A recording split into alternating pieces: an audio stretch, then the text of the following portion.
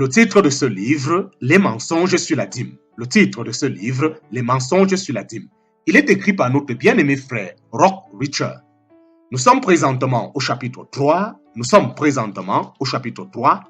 Nous restons toujours à la première partie de ce livre, chapitre 3, petit 2. Chapitre 3, petit 2.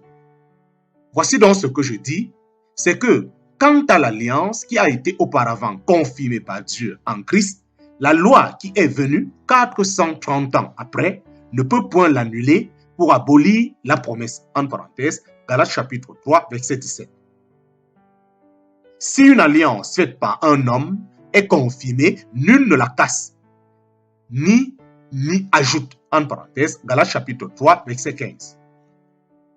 Comme Abraham a cru à Dieu et il lui a été imputé à justice, sachez aussi que ceux qui sont de la foi sont enfants d'Abraham. En parenthèse, Galates chapitre 3, verset 6 à 7. Et il, en parenthèse, Christ, confirmera l'alliance à plusieurs dans une semaine et à la moitié de cette semaine, il fera cesser le sacrifice et l'oblation. En parenthèse, Daniel chapitre 9, verset 27. À l'époque de Jérémie et à celle de Christ, les gentils n'étaient entrés dans aucune alliance avec Dieu, comme l'avaient fait les Hébreux. Néanmoins, avant la venue de Christ, si un gentil séjournait parmi les Hébreux et voulait suivre le Dieu d'Israël, il devait accepter de vivre sous leur loi. Avec l'avènement de Christ, un changement s'opéra. Après sa résurrection, les gentils qui suivirent le Christ furent greffés directement à lui et n'eurent plus besoin de se joindre aux Israélites ou suivre le Dieu d'Israël. Romains chapitre 11 nous dit que les croyants gentils furent greffés à la racine et, malheureusement, il est aussi dit que les Israélites incroyants, ceux qui niaient le Christ, furent coupés de la racine. Je demande donc, Dieu a-t-il rejeté son peuple? À Dieu ne plaise, car je suis aussi israélite de la postérité d'Abraham, de la tribu de Benjamin. Dieu n'a point rejeté son peuple, lesquels il a auparavant connus. Et ne savez-vous pas que ce que l'Écriture dit d'Élie, comment il a fait requête à Dieu contre Israël, disant, Seigneur, ils ont tué tes prophètes et ils ont démoli tes autels et je suis demeuré moi seul. Et il tâche à m'ôter la vie. Mais que lui fut-il répondu de Dieu? Je me suis réservé 7000 hommes qui n'ont point fléchi le genou devant Baal. Ainsi donc, il y a aussi à présent un résidu selon l'élection de la grâce. Or, si c'est par la grâce, ce n'est plus par les œuvres.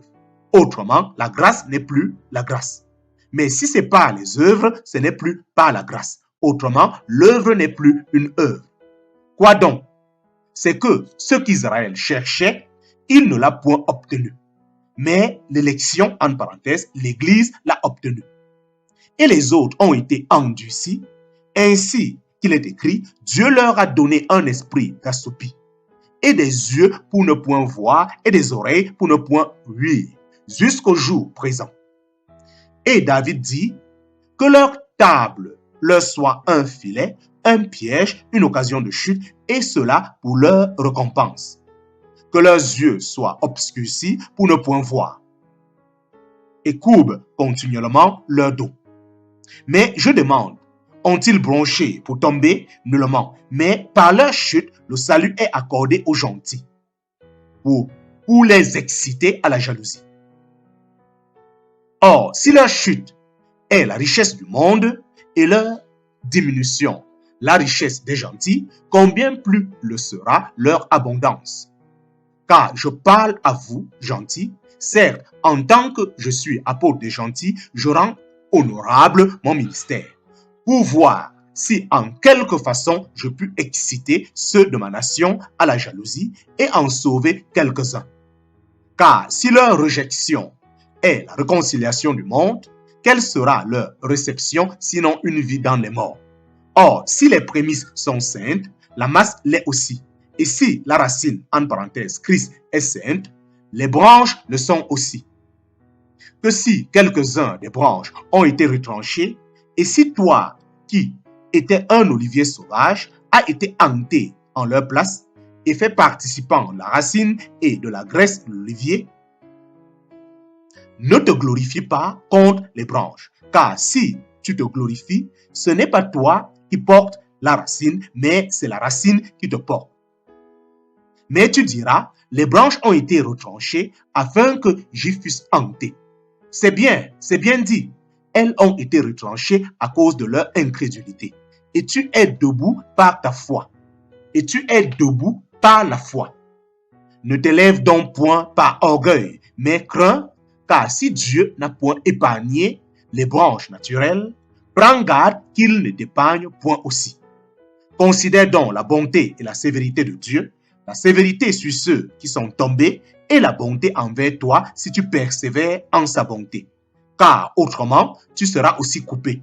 Et eux-mêmes aussi, s'ils ne persistent point dans leur incrédulité, ils seront hantés. Car Dieu est puissant pour les hanter de nouveau. Car si tu as été coupé de l'olivier qui, de sa nature, était sauvage et a été hanté contre la nature sur l'olivier franc, combien plus ceux qui le sont selon la nature seront-ils hantés sur leur propre olivier? En parenthèse, Romains chapitre 11, versets 1 à 24. Tous les croyants gentils devraient se rappeler que la parole de Dieu, en parenthèse la Bible, ainsi que le Messie, en parenthèse Jésus-Christ, sont venus des Juifs par la volonté de Dieu pour accomplir son dessein, et ils ne doivent pas se vanter de se montrer hautains. Qu'il ne se trouve pas d'orgueil dans le peuple de Dieu, que les membres du corps de Christ ne se croient pas être quelque chose de par leur propre nature, car c'est à cause de ce trait de caractère abominable que Dieu dit de ne pas avoir épargné les branches naturelles. Nous sommes sauvés par la grâce à cause de son amour pour nous. Concentrons-nous sur Jésus-Christ en lui rendant l'honneur, la gloire et la prééminence. Comme l'a dit Jésus, le salut vient des Juifs, en parenthèse, Jean chapitre 4, versets 21 à 24. Le salut, c'est Jésus-Christ et il est sorti du sein de la tribu de Juda, des Juifs. La parole fut d'abord donnée aux Juifs. Toutefois, notons que la nation juive n'invita personne à être greffé et n'offrit pas le salut. Cela n'est le fait que de Dieu. Cela n'est le fait que de Dieu. Le peuple juif reçut un grand honneur en se voyant accorder les oracles de Dieu. Il eut également le privilège d'avoir été en communion avec Dieu en tant que son peuple élu sur le plan physique et quelques-uns comme Moïse et Élie furent remplis du Saint-Esprit. Puis je descendrai et je parlerai là avec toi et je mettrai à part de l'Esprit qui est sur toi et je le mettrai sur eux afin qu'ils portent avec toi la charge du peuple et que tu ne la portes point toi seul. Et Moïse lui répondit, es-tu jaloux pour moi? Plus à Dieu que tout le peuple éternel fut prophète. Plus à Dieu que tout le peuple l'Éternel fut prophète, et que l'Éternel mit son esprit sur eux. En parenthèse, Nombre chapitre 11, versets 17 et 29. Puis les enfants d'Israël crièrent à l'Éternel, et l'Éternel leur suscita un libérateur, il les délivra, savoir Othniel, fils de Kénas, frère puné de Caleb. Et l'esprit de l'Éternel fut sur lui, et il jugea Israël et sortit en bataille, et l'Éternel livra entre ses mains Kozan-Richtaïm, roi d'Aram, et sa main fut fortifiée contre Cusham-Richtaïm. En parenthèse, Juge chapitre 3, versets 9 à 10. Et l'esprit de l'Éternel revêtit Gédéon, lesquels sonna la trompette, et les Abiérites s'assemblaient auprès de lui. En parenthèse, Juge chapitre 6, verset 34. Et l'esprit de l'Éternel, ayant saisi Samson, il déchira le lion comme s'il eût déchiré un chevreau sans avoir rien en sa main. Mais il ne déclara point à son père ni à sa mère ce ce qu'il avait fait. En parenthèse, Juge chapitre 14, verset 6. Alors l'Esprit de l'Éternel te saisira et tu prophétiseras avec eux et tu seras changé en un autre homme. 1 Samuel chapitre 10, verset 6. Alors Samuel prit la corne d'huile, éloignit au milieu de ses frères, et depuis ce jour-là, l'Esprit de l'Éternel saisit David, et Samuel se leva et s'en alla à Rama. En parenthèse, 1 Samuel chapitre 16, verset 13. Quand ils furent passés, Élie dit à Élisée, « Demande ce que tu veux que je fasse pour toi avant que je sois enlevé d'avec toi. » Et Élisée répondit, « Je te prie que j'aie ton esprit autant que d'eux. » Et il lui dit, « Tu as demandé une chose difficile. Si tu me vois enlevé d'avec toi, cela te sera accordé. Mais si tu ne me vois point, cela ne te sera point accordé. » En parenthèse, 2 Rois chapitre 2, versets 9 à 10. L'Esprit dont l'Éternel tomba sur lui et me dit, « Parle, ainsi a dit l'Éternel, vous parlez ainsi, maison d'Israël, et je connais toutes les pensées de votre esprit. » En parenthèse, Ézéchiel chapitre 11, verset 5. Et on s'est souvenu des jours anciens de Moïse et de son peuple. Où est celui, a-t-on dit, qui les faisait remonter hors de la mer avec les pasteurs de son troupeau? Où est celui qui mettait au milieu d'eux l'esprit de sa sainteté? En parenthèse, Ésaïe chapitre 63, verset 11.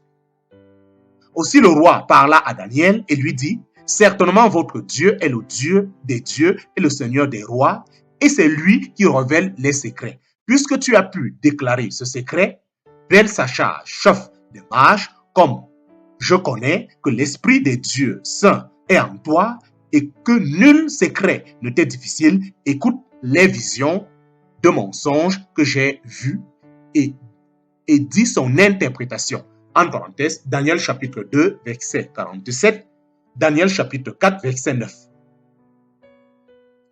La documentation scripturaire raconte les péripéties des luttes, de l'obéissance et de la désobéissance du peuple d'Israël, et le tout a été enregistré pour que nous puissions l'apprécier dans le but d'en tirer des leçons.